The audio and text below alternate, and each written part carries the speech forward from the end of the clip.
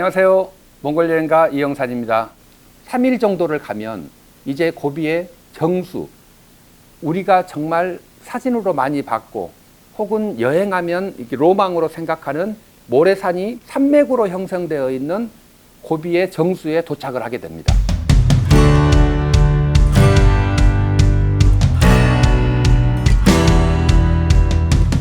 이틀, 3일을 달려가면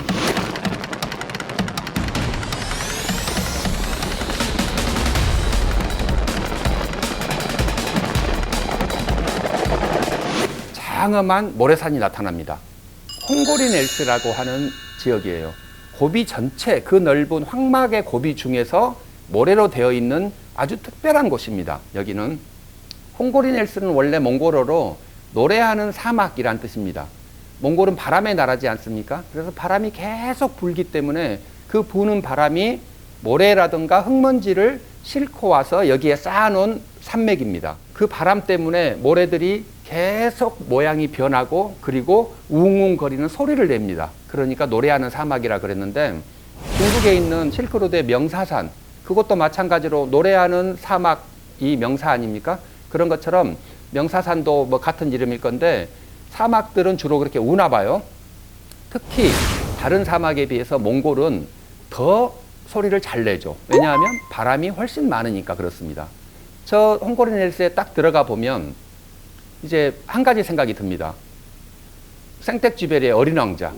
와, 우리가 어린 왕자를 읽을 때 처음에는 이게 자기가 불시착을 해가지고 그 어린 왕자를 만나고 이런 이야기를 하는데, 누가 봐도 이거는 구라 아닙니까? 구라.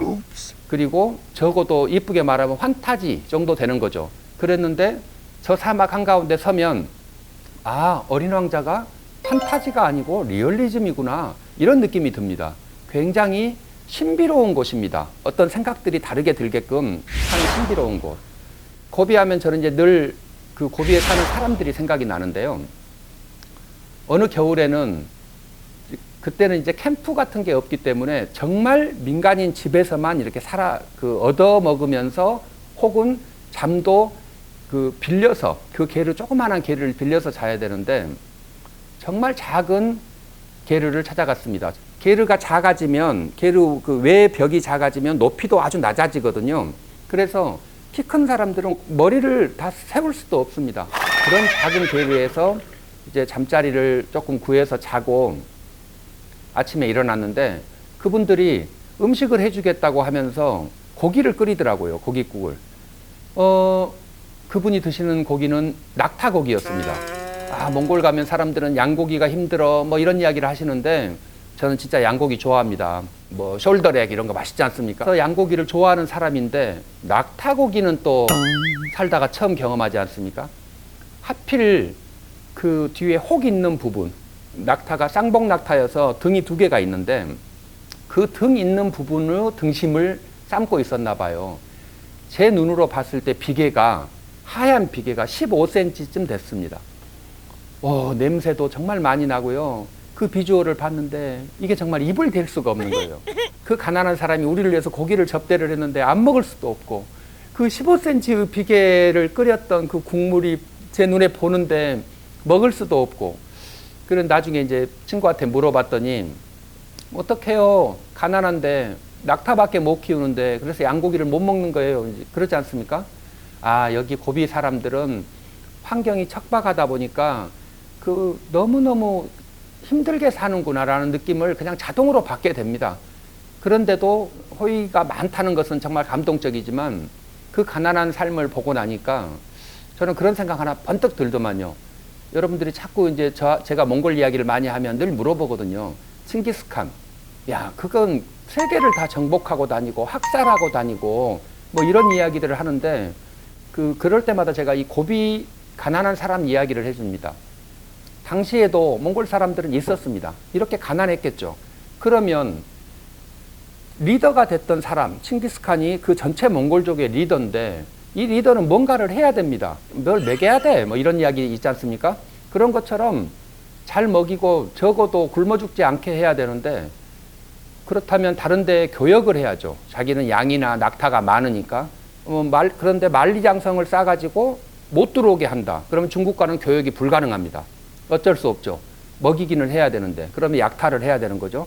저는 칭기스칸이 전쟁을 했던 이후에 굉장히 근본적인 원인이 여기 있지 않았을까? 우리 공동체를 굶겨 죽지 않게 하기 위한 뭐 그런 이야기 생각들을 고비 가면 굉장히 많이 합니다.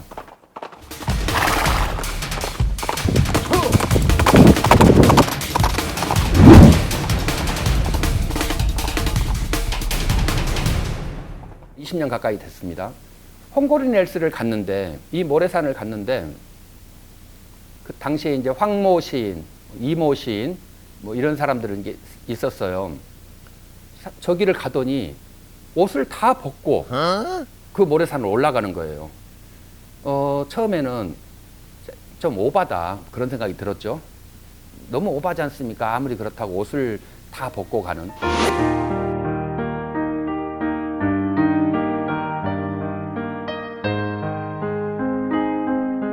그런데 지금에 와서는 저도 그런 생각이 굉장히 많이 듭니다. 그분들이 나보다 더 훨씬 먼저 깨우쳤구나, 그 깨달음이 있었구나라는 생각을 하는데요. 홍고린 헬스 그 모래산 앞에, 거대한 모래산 앞에 서면 자연에 대한 경외감이 듭니다. 제일 먼저. 야, 우리하고는 너무 다른 생경한 장면이지만 정말 아름답고 자연이 위대하다는 느낌이 듭니다.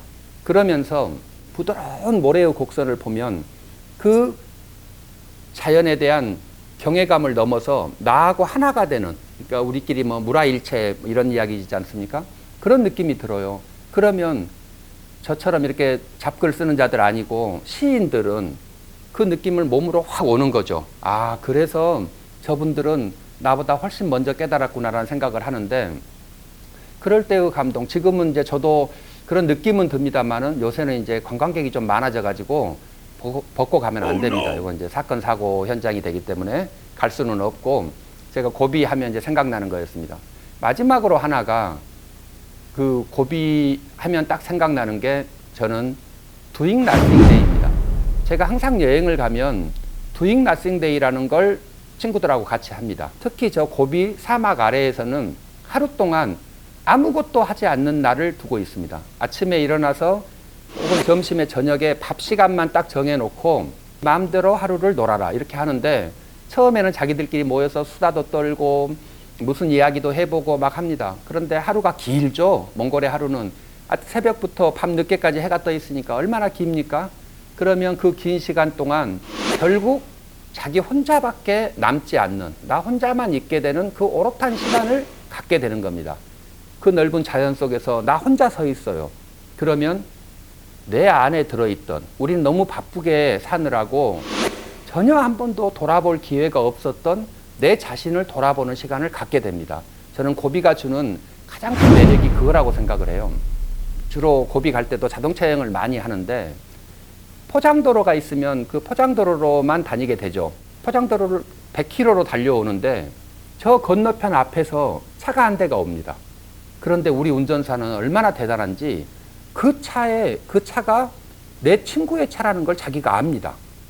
그러면 자기도 친구가 여러 명 있을 건데 그 친구가 무슨 색깔의 차를 타고 그 번호판이 몇 번이고 이런 걸 다 알고 있는 겁니다. 너무 신기하지 않습니까? 우리는 정말 자기 와이프 차 번호도 잘 외울지 못 외우는지 모르는데 그 사람들은 정말 대단한 겁니다. 왜 저럴까? 눈이 좋아서 그런가? 눈만 좋다고 아는 건 아니죠. 번호판 같은 걸 외워야 되기 때문에. 저는 그럴 때마다 몽골 사람들이 지금은 현대인이 됐지만 그래도 그 유목민들이 가지고 있는 아주 큰 미덕 중에 하나인데, 그 사람들은 이 자연 속에서 스스로 우뚝 서 있는 사람이 아닌가라는 생각을 굉장히 많이 해봅니다. 우리는 너무 많은 것이 우리를 가리고 있죠.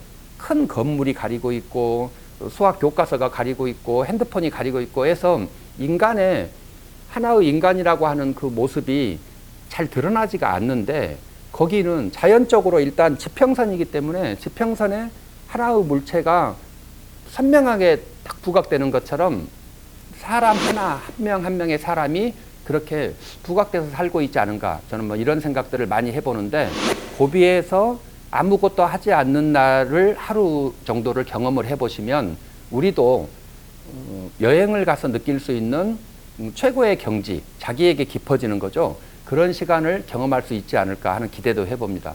제가 오늘 고비 이야기를 하면서 사실은 고비가 어떻게 해서 발생되었는지, 그리고 이 홍고리 nel스가 뭐 300km쯤 된다는데 높이가 800m라는데 하는 이런 자연지리적 이야기도 좀 했어야 여러분들에게 그림이 확 그려질 건데, 그런 문제는 네이버 같은 데서 이제 보시고요.